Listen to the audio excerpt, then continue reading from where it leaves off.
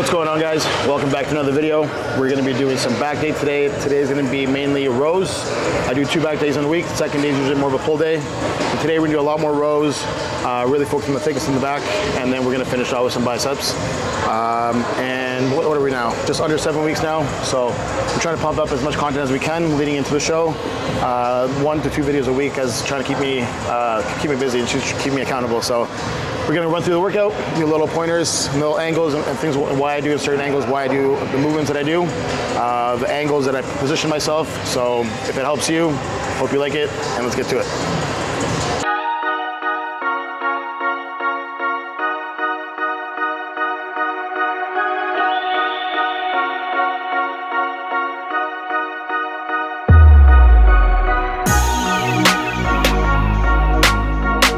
This is not a row movement, this is a lat pull down movement, but kind of like how I do with quads and I warm up with a hamstring. Usually for back when doing rows, I usually like to warm up with a lat pull down first and then get into the row movement. So before you guys chirp me and say that I'm doing a lat movement on a row day, that's why.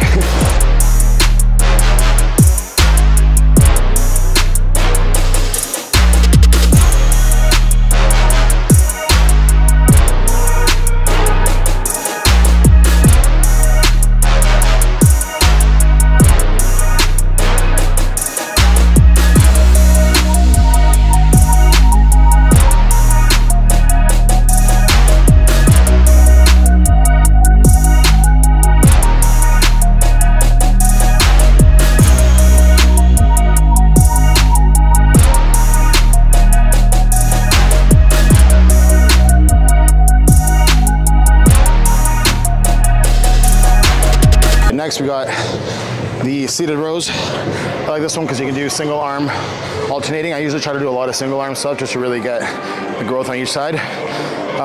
So this one, most people, they put 2 feet. I don't know, for some reason I prefer better sitting on one leg and really stabilizing your hip. Once you stabilize your hip, you're able to actually row into the movement full stretch, versus here, I feel like you're unstable too much. This one, you can lock in your hip, step back on your hip, and row, pull up. Get that full stretch and row up. Now we're getting the full stretch to the lat, lock in the hip from the lower part of the lat, and squeeze. And just rock through it. This one you can do 2 arms at the same time too. I like to change it up, doing from single arm movement to double arm movement. It does have its benefits. Sometimes you tend to be a little bit more left side, right side dominant. At least if you're constantly doing single arm stuff, you're making sure each side is grown evenly. And then you can go back to doing double arm stuff, and there's still importance of doing 2 arm movements for the thickness. But I like isolating movements a lot. It keeps everything balanced, especially for bodybuilding. So let's do this. All right, lock in the hip, keep that core engaged tight, and rock through the movement.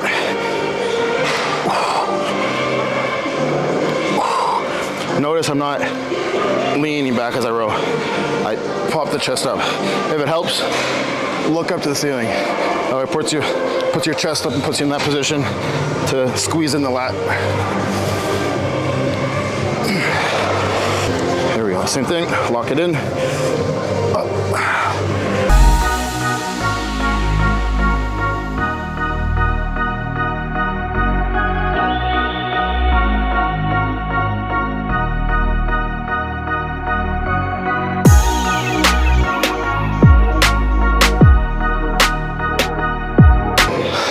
Chirp me about straps, don't fucking matter.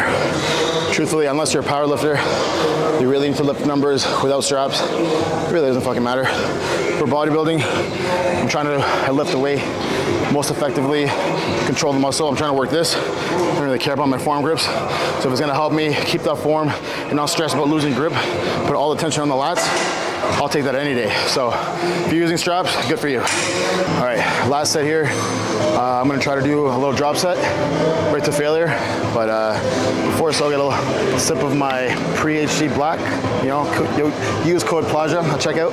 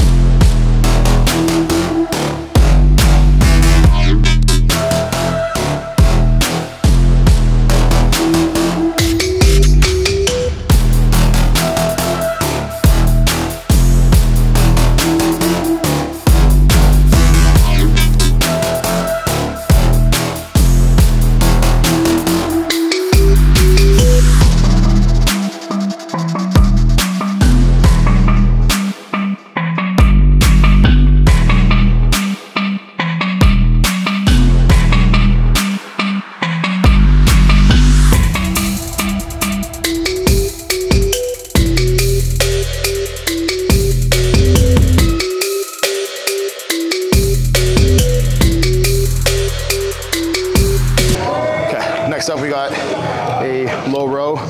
For this one, I do a little bit of a different variation, like how the way I contort myself to really get that lower part of the lats underneath. Because normally people will row, and they'll row, they get their lat, but they feel like too much upper traps get involved. The way I angle it down, I try to get the lower lats involved because it's usually the hardest part to come in. Make your lats really tie into like your obliques and your lower back. So for this one, I'll show you the angle on this one. And there's nothing wrong with doing it normal way, it still works. Reach, but for some reason I find when I a little bit lean to the side that I'm rowing and get that full extension and row deep into it, I can get a better stretch on the lats, on the lower lats, and contract it right there and it isolates it perfectly right on the lower lats, best as possible. So remember, every time you pull, look up. Big reach, look up.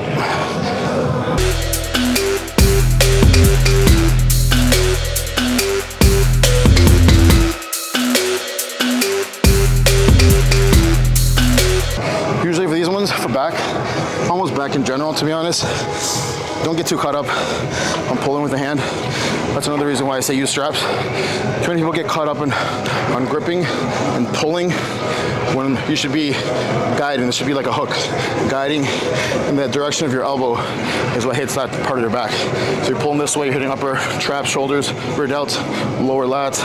You know what I mean? Like depending on the angle of your, so focus on your elbow direction, and that's what you'll be targeting on your back. All right, that's enough for today. We're gonna make this one a working set now. See how this feels, and then maybe go up in weight, or maybe we'll keep the same one for the second working set. So we're aiming for 2 working sets on this one. Let's go.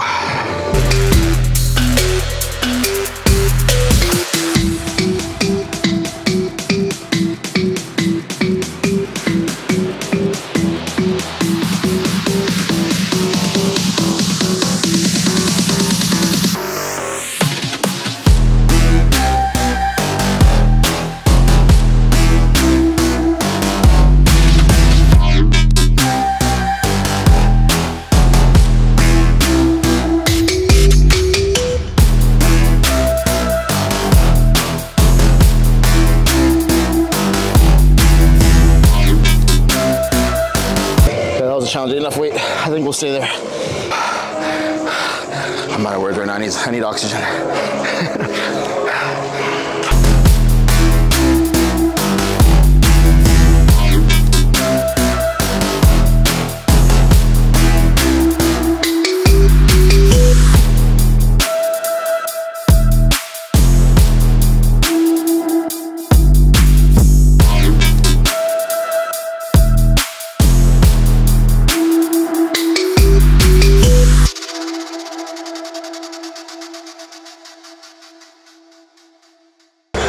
Next up on the list, we got some compound movement. I usually like doing the Smith barbell row movements because I can control it and I can kind of rock with it the way I like to. Most people will do, there's nothing wrong with it, depending on the angle you're trying to hit. Most people will do it a little bit more on a 45. I kind of like to be perpendicular, or parallel to the floor, sorry. I'm really nice and flat, big reach, and I don't necessarily come up higher than a bent over movement. That way I isolate the lats, and you're not using too much of like a rocking motion to try to bring it up. So, I'll show you here.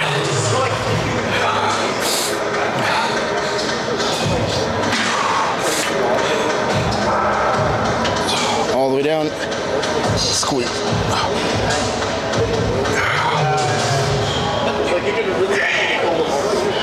So the reason I was saying again why I like the Smith is because when I'm doing a barbell movement, you're kind of stuck in the movement here because of the way it's stuck in one position. I can rock myself back and forth onto it to kind of keep the movement in one way. It's almost like when I come down here, reach, and as soon as the bar kind of comes over my knees, I rock into it to kind of glide it right up against my thighs to really squeeze the lower back a lot better and really engage it.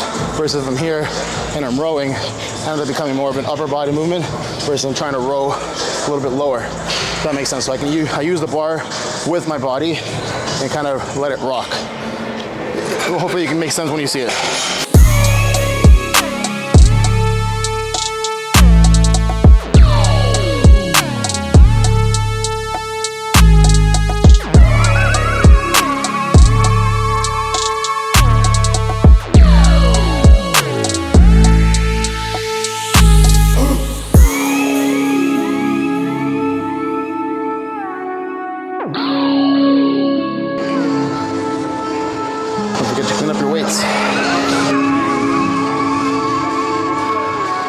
last one for back here.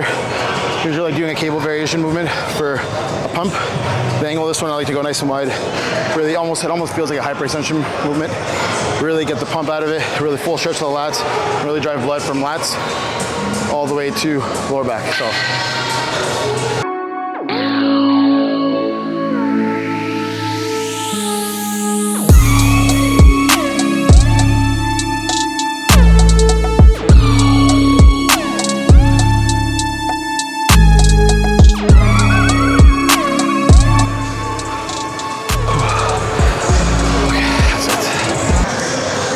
Unfortunately, time's up. My camera person has an appointment somewhere else, somewhere more important, so we didn't have time to film biceps, but we got the majority of all the back exercises I needed and the little tricks and pointers that I do, so hope you guys liked it. Follow along. We're posting a little bit more stuff, like day in the life vlogging stuff upcoming, so please follow, like, subscribe, and comment if you want to see anything specific leading into the show. So I appreciate all you guys. See you guys next time.